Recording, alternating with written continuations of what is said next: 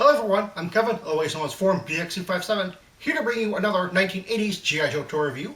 And today I'll be taking a look at the GI Joe Pointman and Bobcat. Oh, just a second.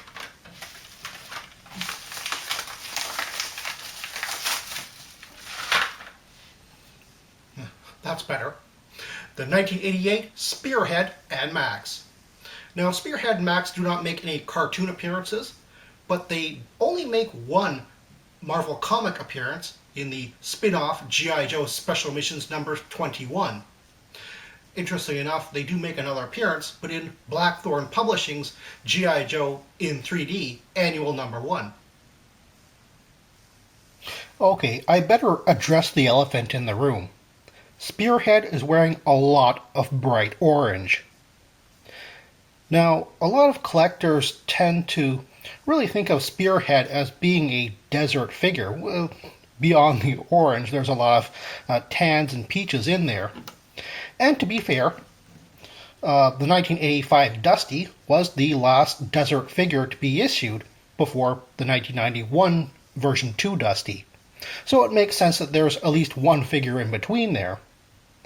But I don't think that that was really Hasbro's intention here, because as much as I sort of don't like the bright orange on this figure, I actually did take the time to look it up, and, well, believe it or not, orange is a legitimate camouflage color. Not for desert, but for arid, rocky environments, which is home to creatures like the Bobcat. So it kind of makes sense here. It wouldn't be this bright orange, of course. It would be somewhat darker, almost closer to brown. But okay, orange, I'll give Hasbro a passing mark on that one, reluctantly. Another thing that I don't think he's really supposed to be a desert figure is there's nothing on his file card that really mentions a desert specialist training. Taking a look at his accessories, he comes with a knife. A rather large knife, in fact. I would almost call this a machete. It's very ornately decorated, I would say. Far beyond that of what you would probably get in any type of military as a standard equipment. It's actually very odd that this thing has a raised edge. Spearhead also comes with a very large rifle. I always like rifles with straps. It gives you more options in carrying the weapons, especially if he comes with more than one handheld accessory. Now, unfortunately, this is the year which Hasbro decided to just put very, very vague descriptions on the card contents list. So this is just listed as a rifle, and I kind of wish there was a little bit more description to this, because, well, as you can see, it has two different magazines on here.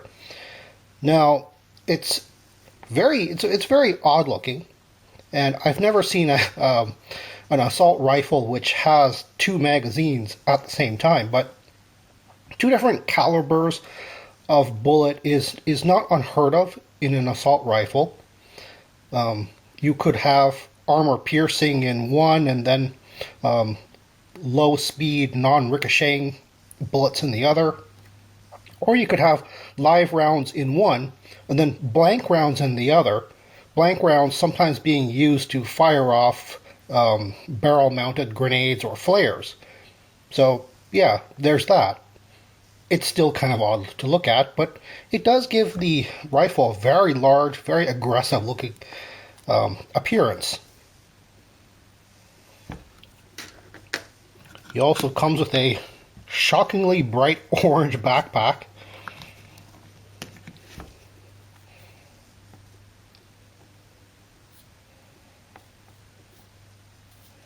Has a lot of molded canteens on here,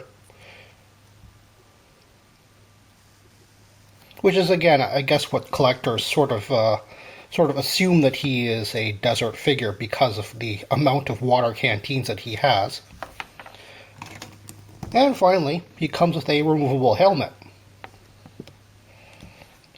Your standard flared helmet.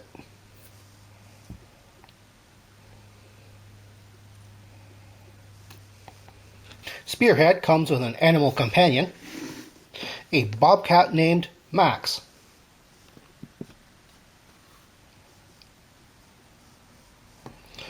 It has lots of really nice sculpted in detail, including the little raised bobbed tail it has. That's where its name comes from, and of course it's raised with its ears kind of folded down and back to indicate that the feline has an aggressive mood. It's rather a shame that Hasbro didn't paint in the back stripes and spots, because those are rather distinctive to bobcats. As a matter of fact, a lot of people mistake this for a lynx because it's missing all the paint apps. I'm not really sure why they didn't go with something that's very, it's very distinctive to bobcats, but, well, it doesn't have paint apps, so what are you going to do? I'm not really sure how I'm supposed to feel about what it says on his file card. I understand it's written that way in order to convey that he's a persuasive and charismatic person, and that's why people naturally follow him. In this case, infantry behind a Pointman. But just like the hit and run file card, they just take that explanation and just go a step too far. In this case, it seems like he's also joined the army in order to seek redemption for the bad things that he's done. While I think that would have been really cool to have been explained in a comic book, especially under the helm of writer Larry Hama, who normally does very mature writing, I don't really know how a kid from the 1980s would have read that and gotten a very good impression of this character out of. You're probably wondering that if I don't like Blaze Orange so much, why did I buy this action figure to include in my collection? But you see, the thing is that he's still a very well done infantryman trooper. He's well equipped, and I like his sculpt. It's very detailed, and there's actually something about it. I can't quite put my finger on it, but there's something about it that actually makes him look a little taller than he really is. He's certainly no taller than any of the other GI Joes in the same year. And speaking of GI Joes in the same year, in 1988 there were two other figures that were done with Blaze Orange, Skidmark and Windmill.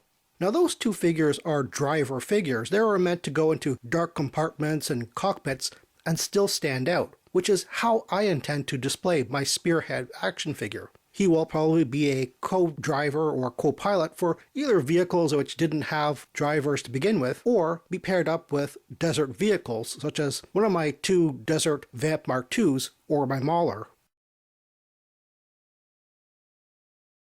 Well, that's all the time I have right now. Please check out my Facebook page for more information and behind-the-scenes photos for these reviews. Thank you for watching this video, and stay tuned for next time to see another 1980s G.I. Joe toy review. See you then.